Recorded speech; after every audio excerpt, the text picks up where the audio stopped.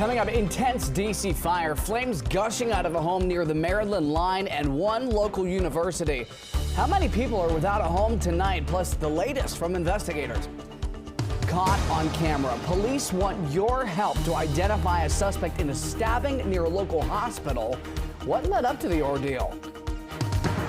Streetery comeback? Pushback from restaurant owners prompting immediate change. How outdoor dining may be bolstered in the DMV. And it's going to be another cold night ahead as clouds increase across the area. Will those clouds mean any rain or snow for you for Monday? Well, stick around. I'll have the answer for that coming up. And seasonal savings. We're stretching your dollar with the tips to keep cash when making holiday purchases to avoid bad actors as well during the season of giving. You're watching the station covering all of the DMV. This is DC News Now. Good Sunday evening, everybody. Thank you for joining us for DC News Now at 6 o'clock. I'm Ben Dennis. Hopefully you had a great weekend. All new tonight, 2 people are without a home after thick smoke was spotted over northeast DC near the Maryland line this morning. DC Fire says they've responded to a 2-story house on Queens Chapel Terrace in the North Michigan Park neighborhood. That's near Catholic University. Flames were spotted on both floors and the back deck of the house. Man, look at them ripping through. The 2 people got outside okay. No word how this fire broke out. Montgomery County police say that an underage boy was hospitalized after he was shot this weekend. Police say they responded to reports of a shooting just before 4 Saturday afternoon on Birdseye Terrace in Germantown. That's off of Warning Station Road. Police say they were not able to share the age of the boy, but he was expected to be okay after being shot once. They added that no arrests have been made. Back in the district, police want your help to identify a suspect in a stabbing case. This happened late November, right behind Howard University Hospital. Police are looking for this unidentified person after they say a victim was approached by somebody they didn't know while standing outside on V Street Northwest around 9:30 at night back on November the 21st. MPD says the suspect started arguing with the victim before things got physical. The suspect stabbed the victim and took off. The victim is going to be all right. You can text a tip to 50411. Get a load of this. A man from Alabama was arrested in D.C. after allegedly handing a note to a bank employee demanding they give him cash, and then he waited outside for that cash. D.C. police say 61-year-old Bruce Dudley Lord was charged with attempt to commit robbery after the ordeal. This happened Saturday morning on 8th Street in Northeast near the Giant grocery store. He reportedly passed the note to the bank employee, demanded money, and waited outside. That's when MPD says officers quickly found Lord and took him into custody.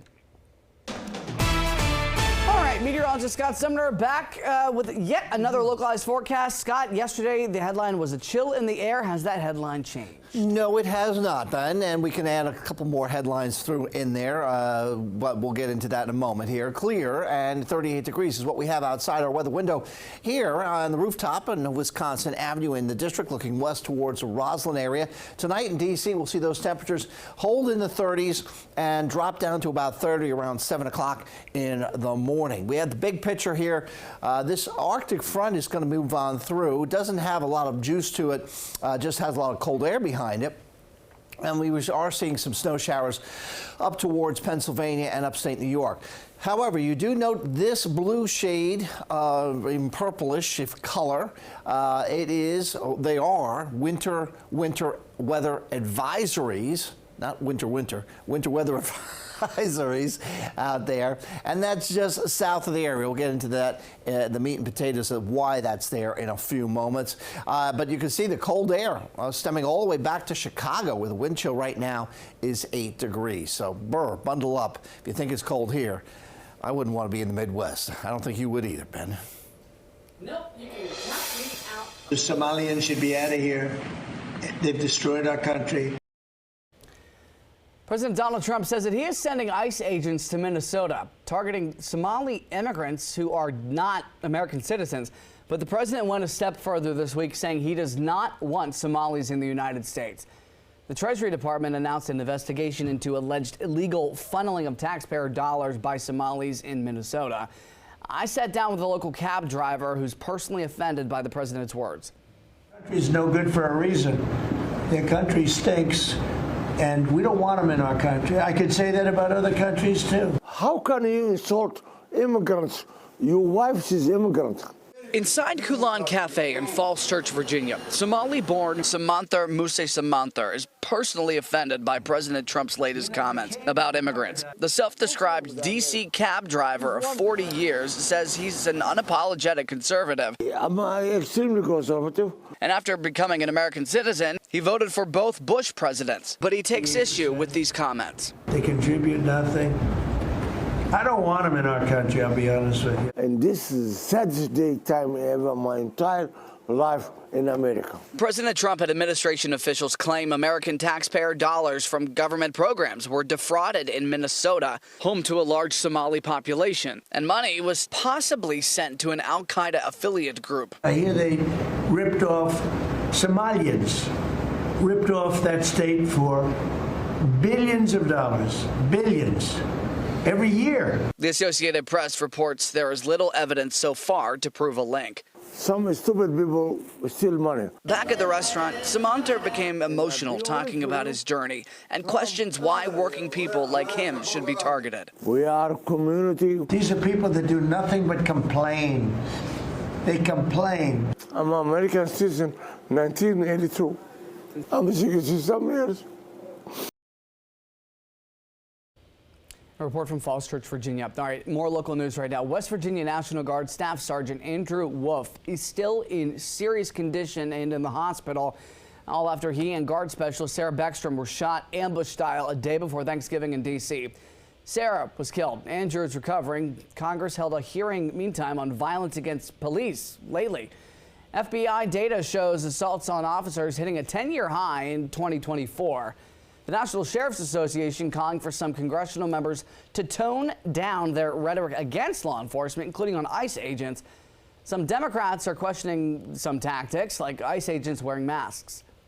Officers who fear for their safety or the safety of their families cannot perform at their best. I don't think any of us here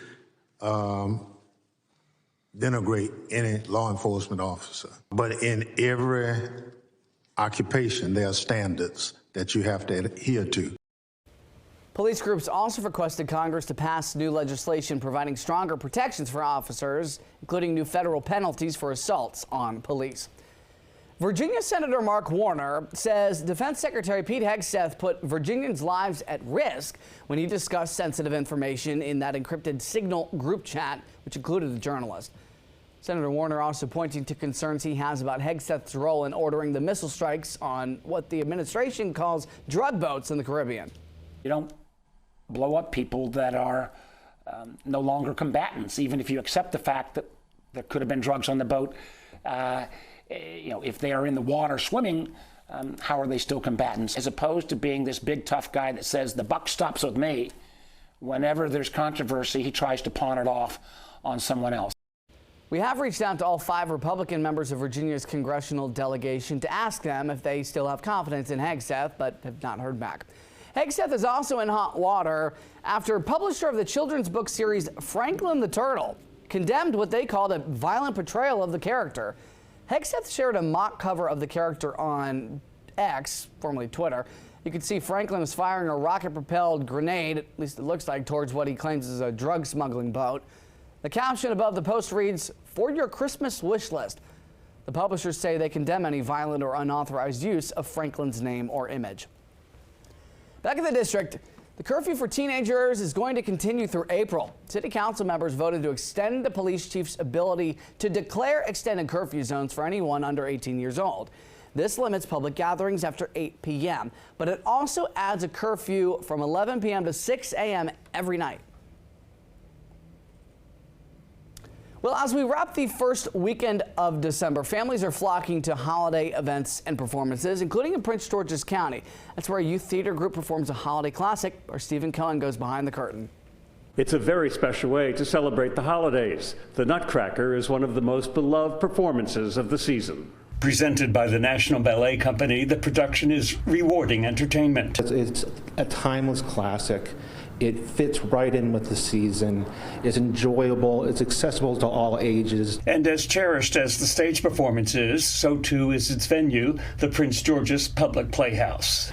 The Public Playhouse for the Performing Arts has been serving the Chevrolet and Hyattsville community since the 1940s. It's been a staple for the community. We present music, theater, dance, and we have multiple performances every week. Karen Segala is a stagehand who says the dramatic effects are compelling. They were in like a snow, like a blizzard. I just really like the visuals of it. I think it's very nice. And the audience takeaway? Leave here with a wonderful feeling of being prepared for the holiday season. We hope that they feel cheerful and they're moved by the music. And the Public Playhouse is welcoming Santa next Saturday at 2 p.m.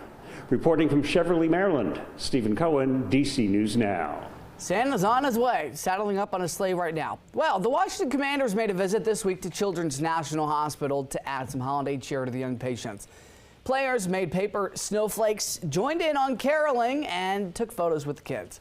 They find a lot of enjoyment in watching us play, but I think we find equal enjoyment coming in, hearing their stories. Coming up at 6:45, the DC News Now sports team covering the Commanders matchup today against the Vikings out in Minnesota. Also ahead, helping you stretch your dollar, checking in on a Northern Virginia mother who challenged herself to only buy essentials this year and not stuff. What she told our Haley Mylon coming up. Time now 6:11, a live look at Roslyn. We got you covered, Arlington County and everyone else across Virginia, DC, and Maryland. Stick with us. Scott Sumner has your full forecast coming up.